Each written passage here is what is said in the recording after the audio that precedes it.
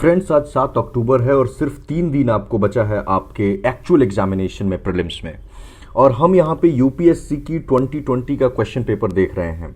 और ट्रस्ट मानिए, इस समय सबसे ज़्यादा अगर कोई काम इंपॉर्टेंट है तो वो सिर्फ 2 चीज़ इंपॉर्टेंट है। One is exhaustive revision. और एग्जॉस्टिव का मतलब ये नहीं है कि लाइन बाय लाइन रिवीजन। पहला इंपॉर्टेंट चीज़ है कि एकदम कीवर्ड्स को देखते जाएंगे। हम यहाँ 20 क्वेश्चन आपको करके दिखाएंगे कि एक्चुअल एग्जामिनेशन हॉल में how you will attempt the paper. और ये यूपीएससी का आप देख पा रहे हैं पेपर है और सेट ए है, और यूपीएससी की वेबसाइट से मैंने डाउनलोड किया है। हालांकि UPSC has not released the official answer key yet, but still I have tried my level best कि इसके आंसर को निकाला जाए। और मैं आपको बताता हूं कि एक्चुअल एग्जामिनेशन हॉल में कैसे निकालेंगे उत्तर को। देखिए, टेलीग्राम का लिंक डिस्क्रिप्शन में है नीचे, वहां से आप जुड़ जाइए, क्योंकि इस पेपर को अभी मैं वहां पे अपलोड कर दे रहा हूं।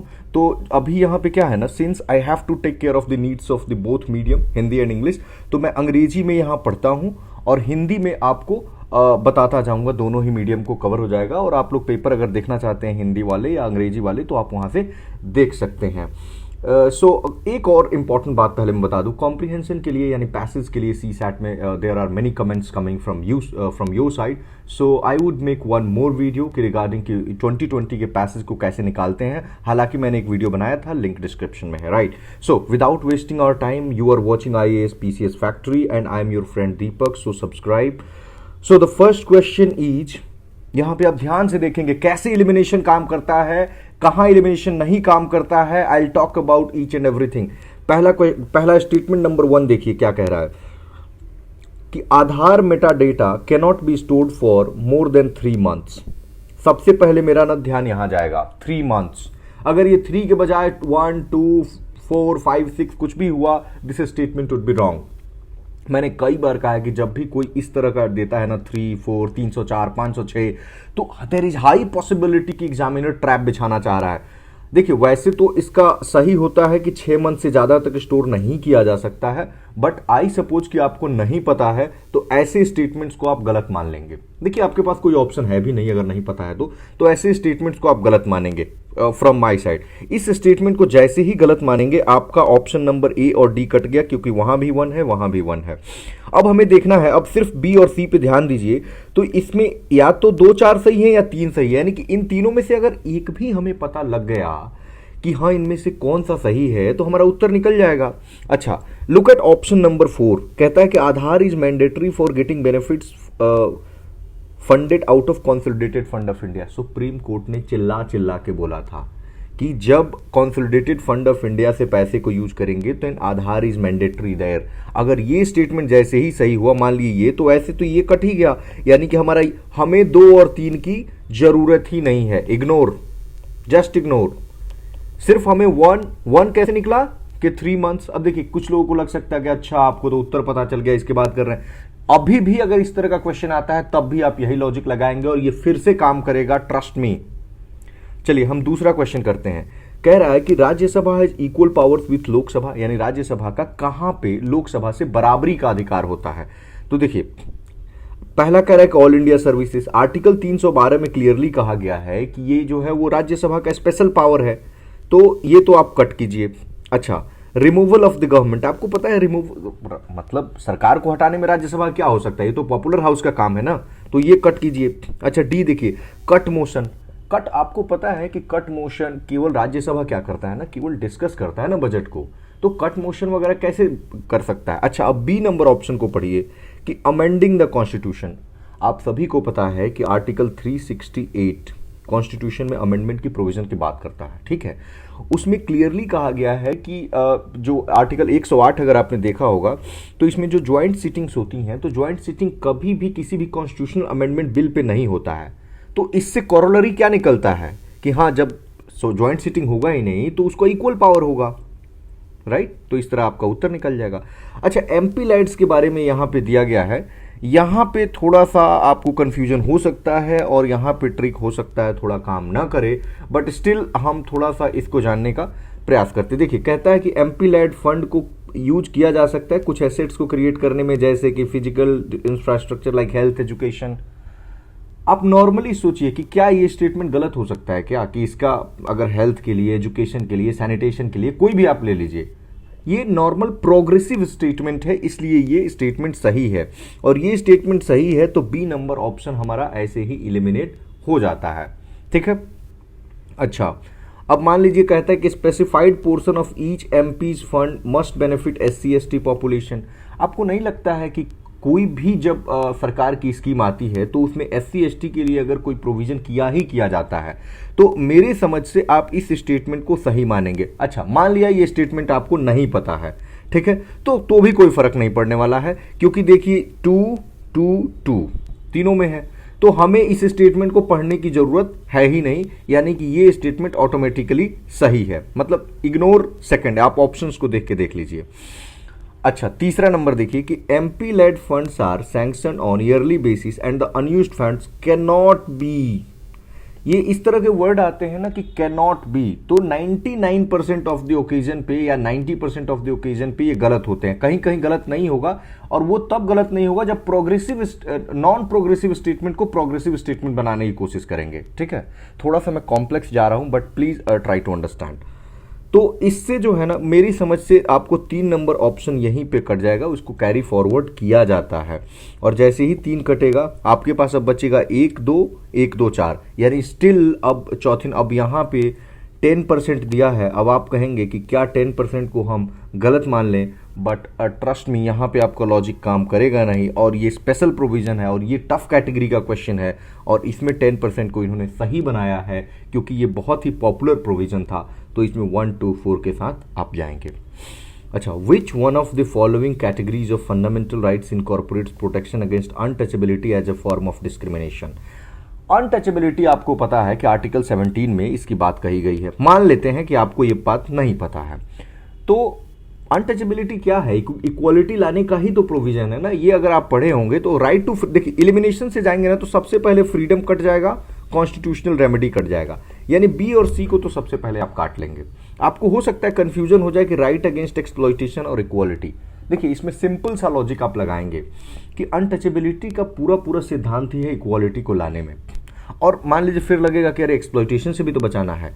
हालांकि ये 23-24 आर्टिकल की बात है, बट देखिए यहाँ पे लॉजिक क्या लगेगा ना, हमेशा आप लार्जर पर्सपेक्टिव को ध्यान रखेंगे, या कह लें कि ब्रॉडर पर्सपेक्टिव को ध्यान रखेंगे, तो आपको ये इजीली निकल जाएगा कि equality is broader than exploitation, right. और आपका आंसर डी हो जाएगा। पांचवा है कि in India separation of judiciary from executive as enjoined by. बहुत सिंपल क्वेश्चन है, इसमें कोई दिमाग लगाने की जरूरत नहीं है, डायरेक्टिव प्रिंसिपल्स है, आर्टिकल 50 में इसकी बात कही गई है। अब देखिए, मान लीजिए कि नहीं पता है तो आप कैसे सोचेंगे? आप पूरी प्रियम्बल को याद करेंगे, ऑप्शन के थ्रू जाएंगे, जस्ट रिकॉल द प्रियम्बल। कहीं भी आपको एग्जीक्यूटिव का नहीं मिलेगा, ए कट जाएगा, ठीक है। कन्वेंशनल प्रैक्टिस भी आपको नहीं मिलेगा इस तरह का। 7th शेड्यूल हो सकता है आपको याद ना आए, तब आप डायरेक्टिव प्रिंसिपल्स को याद कीजिए, 36 से लेकर के शुरू कीजिए, और आपको धीरे धीरे करके ना जैसे ही 50वें पहुंचेंगे आपको कुछ लगेगा अरे सेपरेशन ऑफ पावर की कुछ बात कही गई है, और आप यहीं पे इस उत्तर को निकाल लेंगे। देखिए एक्चुअल एग्जामिनेशन हॉल में ऐसे ही उत्तर निकाला जाता है। अच्छा, यहाँ पे देखिए ये 6ठा नंबर जो क्वेश्चन है, तो इसमें मुझे बहुत लॉजिक काम किया, मुझे नहीं लगता काम करेगा, और बहुत ही ये सिंपल सा, अगर आपने ये वर्ड केवल ध्यान दिया होगा तो इसमें डी नंबर ऑप्शन सही है, आप इसको पढ़ लीजिएगा रोक करके। 7वां नंबर क्वेश्चन है कि अ कॉन्स्टिट्यूशनल गवर्नमेंट। देखिए यहाँ लॉजिक काम करेगा। एक संवैधानिक सरकार क्या होती है? देखिए संविधान का पूरा पूरा पर्पस ही होता है कि कोई जो है अनलिमिटेड पावर का यूज ना करे, सारी चीजें एकदम एक्सप्लिसिट फॉर्म में दी हों।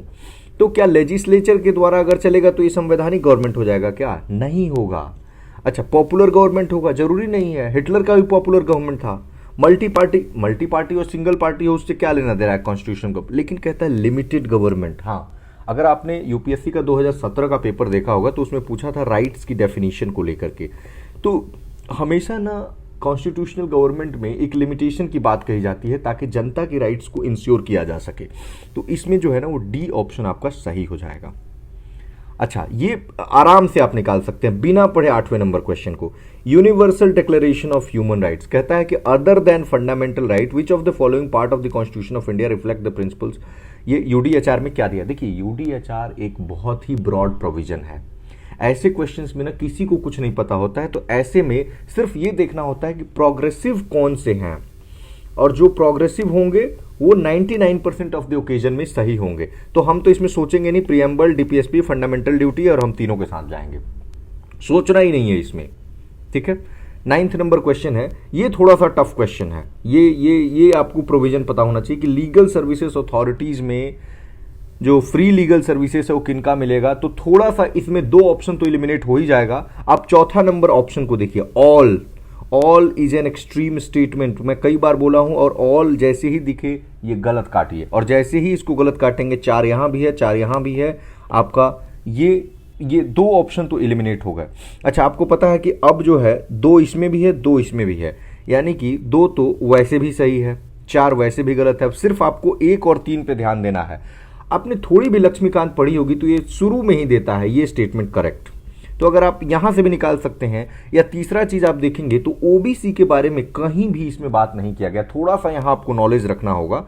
तो यहां पे बेसिकली आपका जो है कितना नंबर क्वेश्चन है, 9th, तो 9th में आपका ए स्टेटमेंट सही हो जाएगा। देखिए, ऑल सीनियर सिटीजन को इसलिए नहीं हो सकता ना कि मान लीजिए कोई अंबानी के परिवार के, अडानी के परिवार के सीनियर सिटीजन है, तो क्या उनको थोड़े ना देंगे? थोड़ा सा लॉजिक तो आप लगाइए। अच्छा, हम 10वां नंबर क्वेश्चन, हम टोटल यहाँ 20 क्वेश्चन को करेंगे। अच्छा, 10वां नंबर क्वेश्चन है, ये बिल्कुल ऐसे में ना यूपीएससी कई बार एक्सचेंज कर देता है, जैसे अल्मा आटा हेल्थ के लिए, ठीक है, यहाँ हेग ना चाइल्ड से रिलेटेड है, तो ये गलत स्टेटमेंट हो जाता है।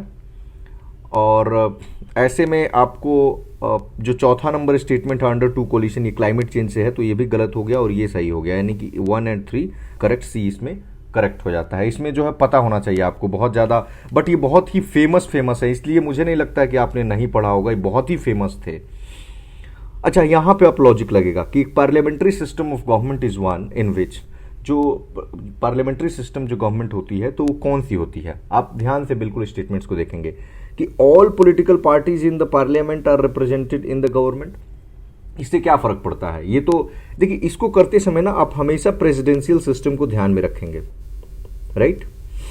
तो इससे कोई फर्क नहीं पड़ता है कि सारी पॉलिटिकल पार्टीज रिप्रेजेंट हो गवर्नमेंट में, तो प्रेसिडेंशियल सिस्टम में भी हो सकता है। अच्छा, सी नंबर देखिए, government is elected by the people and can be removed bye them. ये तो किसी भी सिस्टम में हो सकता है। Government is chosen by the parliament but can not B removed by it before completion. ये तो बिल्कुल ही गलत स्टेटमेंट है, ऐसा तो होता ही नहीं है। तो ये भी हो गया, और ये प्रेसिडेंशियल सिस्टम में भी अप्लाई होते हैं। अच्छा, बी नंबर स्टेटमेंट देखिए, government is responsible to the parliament and can be removed by it. This is going to be the most appropriate statement and so B is the correct. कि जो सरकार है, government is responsible to the parliament, वो लोग जो parliament है, संसद, उसके प्रति उत्तरदायित्व, पूरा पार्लियामेंट्री सिस्टम ही उत्तरदायित्व के बेसिस पे बना है। यहीं से आपको ये सिंगल टर्म ही रिस्पॉन्सिबल, ये अपने आप में आपको बता देगा कि हाँ, आंसर यहीं पे है। 12 नंबर देखिए कि which part of the constitution of India declares the welfare of ideal of welfare state. कल्याणकारी राज्य की बात कहां पे की गई है? देखिए, फंडामेंटल राइट्स में आपको पता है कि सिविल एंड पॉलिटिकल राइट्स की बात कही गई है। प्रीएम्बल में थोड़ा सा आपको कंफ्यूजन हो सकता है, 7th शेड्यूल तो वैसे भी कट जाएगा, यहां कल्याणकारी राज्य की क्या बात कही गई, आपको डीपीएसपी और प्रीएम्बल में कंफ्यूजन हो सकता है। तो देखिए, ऐसे में इस कंफ्यूजन को दूर करने के लिए ना आप बी और डी को तो सबसे पहले एलिमिनेट कीजिए।